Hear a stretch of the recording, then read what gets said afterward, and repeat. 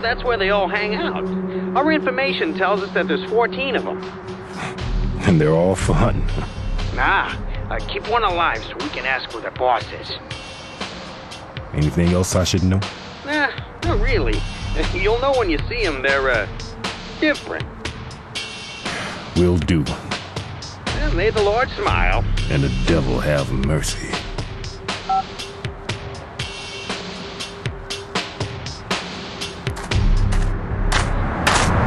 According to the back of the box, Killer 7 lets you step into the mind of an assassin in a surreal action-adventure game.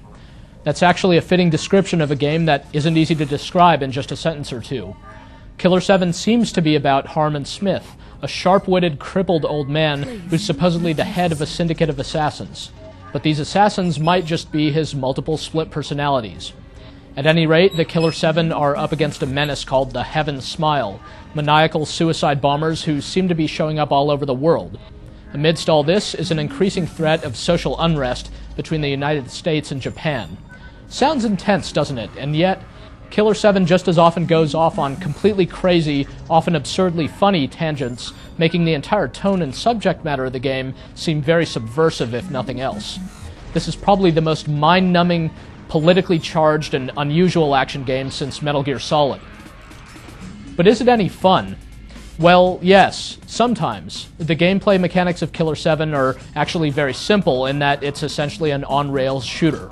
As the different personalities, you automatically run through the different environments just by pressing and holding a button. You can change direction at certain junctions, but you don't have free movement over your character, which initially seems very odd. Eventually, this trade-off makes sense. Killer 7 is one of the first games to actually reconcile having cool camera angles with controls that aren't aggressively irritating. So what you do is you run around in your missions until you hear one of the Heaven Smiles. Then you stop and take aim. The first-person shooting has a good, solid feel to it, but basically boils down to sniping the Heaven Smile's weak points. There are a variety of different types of these creatures in the game, but the core shooting action remains constant. The other aspect of the gameplay is the puzzle solving, which mostly consists of your straightforward key hunts.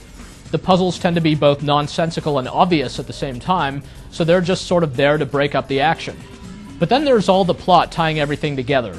The game throws you for a number of loops that are worth the price of admission each in their own right.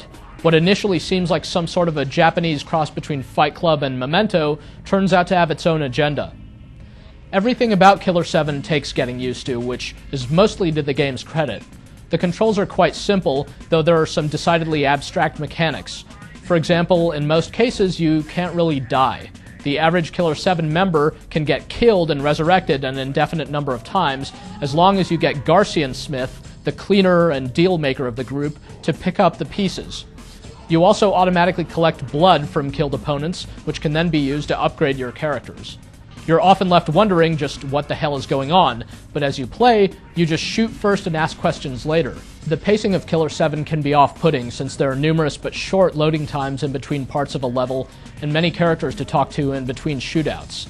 The dialogue, like the rest of Killer 7, is weird. You'll meet a lot of repugnant characters who don't seem to have much to say despite how much they talk. Amazingly, you'll probably grow to like these characters over time once you get used to them. Killer 7 isn't just a game about a guy with split personalities. It turns out that there are a lot of simultaneous threads at work in here. There's a dramatic sense of closure when all is said and done, but you'll still be left wondering about what some of it all means and what, if anything, the game is trying to say. Video games have recently caught the eyes of academics keen on extracting meaning and intention from various works of media, and they'll likely have a field day with this one.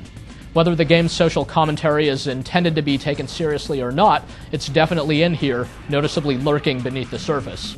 Apart from that, the game's striking presentation is part of the appeal. There's some aliasing in the graphics, and the Killer 7 members repeat their catchphrases too often, but overall this game is great to look at and to listen to. Its sense of style is as distinctive as its subject matter.